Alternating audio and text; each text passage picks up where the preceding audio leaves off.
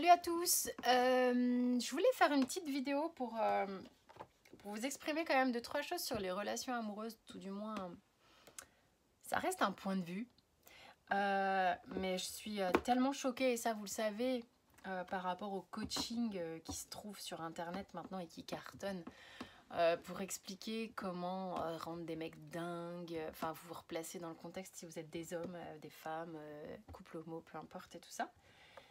Comment rendre quelqu'un dingue de soi, comment savoir si tu as rencontré ton âme sœur, ton machin, ton truc, ta flamme jumelle. Bref, je veux pas dénigrer tous ces aspects-là, mais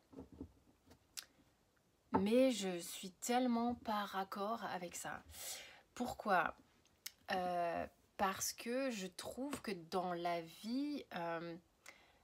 ce qu'on nous demande j'ai l'impression que ce qui serait bon pour tout le monde, c'est d'être juste soi-même, d'être honnête. Et comment ça se passe ? Je veux dire, si à partir du moment où tu commences à communiquer avec quelqu'un et que à chaque fois que tu envoies un texto, l'autre attend aller un quart d'heure, une demi-heure pour envoyer un autre texto juste pour pas avoir l'air d'être sur son téléphone, pour pas avoir l'air de être comme ça derrière en se disant mon Dieu, je suis carrément au taquet pour savoir si il ou elle m'a répondu, ça fausse tous les rapports. Ça veut dire que déjà ça casse le rythme, ça veut dire que l'autre en face se demande systématiquement il ou elle en a rien à foutre, ou c'est un jeu, c'est des masques, c'est de l'immaturité. Ça, c'est hyper fréquent et du coup, tout le monde commence à jouer la même chose. Et alors, une conversation qui aurait pu durer par SMS, par exemple, ce que je recommande pas les SMS, mais bon, qui aurait pu durer, allez, 5 minutes, elle va prendre 1000 ans. 1000 ans avec des blancs, avec un rythme qui perd toute son intensité. Enfin bon, bref. Je trouve ça tellement dommage. Et du coup, ça perd de sa brillance, quoi. Il y a les SMS. Bon, les SMS, j'aurais tendance à dire aussi que si vous pouvez rajouter un sens à... c'est-à-dire l'ouïe, la voix, enfin bon, des choses comme ça dans vos échanges, ça va être moins propice à la confusion. Donc forcément, c'est-à-dire que les SMS, tu vas pouvoir le lire de 1000 façons. Si t'es mal luné, si t'es parano, si n'importe quoi, tu vas le lire de travers, alors que la personne, pour X ou Y raison, n'a pas mis le point d'exclamation ou le smiley qui te rassure. Et là, c'est la fin des haricots. Donc ça, voilà, moi je recommande pas. À la limite, des vocaux, c'est mieux. Voilà, les appels ça se fait plus parce que maintenant les gens flippent des appels parce que tu sais pas comment raccrocher, parce que tu as peur du blanc, enfin bon bref. Donc les vocaux, pourquoi pas.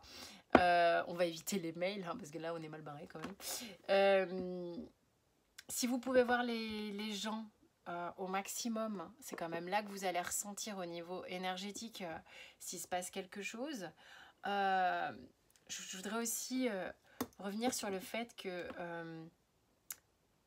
ça n'est pas parce que vous avez tout de suite un sentiment d'intimité avec quelqu'un que ça sera la personne de votre vie. Okay ? Il y a des gens que vous allez apprendre à connaître au fur et à mesure et qui vont être un tissage d'amour qui va être sincère, doux et sur une longévité. D'accord ? Ça sera peut-être ça, la personne de votre vie. Pas forcément le coup de cœur complètement avec la déflagration de l'âme qui fait que, voilà, que vous êtes certain ou certaine d'avoir trouvé votre moitié. Ça n'est pas forcément le cas. Ça existe, bien entendu. Vous allez rencontrer pour certains des gens qui vont provoquer en vous des choses indescriptibles. Et parfois que chez vous ou parfois chez les deux. Et néanmoins, c'est pas forcément avec ces personnes-là et vous allez pouvoir voir qu'il va y avoir des difficultés et que vous pouvez tomber en fait amoureux de l'âme de la personne. Donc l'âme, ce qu'il y a de plus pur, on va dire, que vous aurez ressenti ou aperçu l'espace d'un instant. Et puis progressivement, vous allez voir tous les filtres, les blessures, les blocages qui vont se mettre par-dessus et qui bah, ça reste quand même le personnage que va être cette personne, comme vos filtres, vos blessures, vos blocages, vos masques, qui font le personnage que vous êtes. Ces deux personnages-là ne peuvent pas nécessairement cohabiter euh, dans la vraie vie, d'accord? Parce que à moins d'un nettoyage miraculeux de voilà, on, voilà, les gens évoluent. De là à ce que les gens changent complètement ou que vous changez complètement, il y a quand même un gap. Ça peut arriver à certaines personnes, et tant mieux. Euh, mais ne perdez pas de vue de... Enfin, ce qui est important pour moi de vous dire là, c'est que se passe-t-il dans la vraie vie? Pas dans ce que vous avez ressenti de l'âme de l'autre, ok? L'âme de l'autre, elle est pure, elle restera pure, d'accord?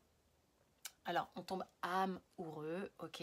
Mais vous pouvez tout aussi tomber amoureux, amoureuse d'une personne que vous allez apprendre à découvrir et qui va vous surprendre de jour en jour dans l'autre sens. Vous voyez ce que je veux dire? C'est qu'il y a des gens qui ont fait un truc énorme au départ et qui euh, au fur et à mesure, les surprises sont pas sympas et vous êtes un peu dans le désamour, alors que d'autres, ça se fait tranquillement et puis vous apprenez à connaître la personne et plus vous la connaissez alors que vous n'auriez pas forcément dit au départ, oh, et ben vous êtes surpris et c'est tout le chemin qui se construit dans le sens positif du terme. Ok, je reviens donc sur les idées. Attention au prince charmant charmante, attention à la communication, à ces idées qui sont fausses.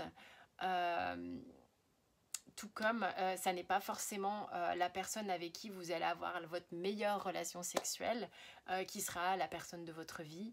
Ça peut être aussi un équilibre assez subtil. Voilà, le partage se fait à plein de niveaux.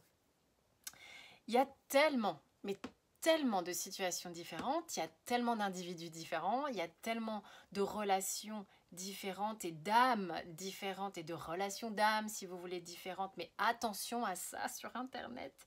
Vraiment, je le dis en tout état de conscience. Donc, et même si je crois à certaines choses, restez s'il vous plaît prudent.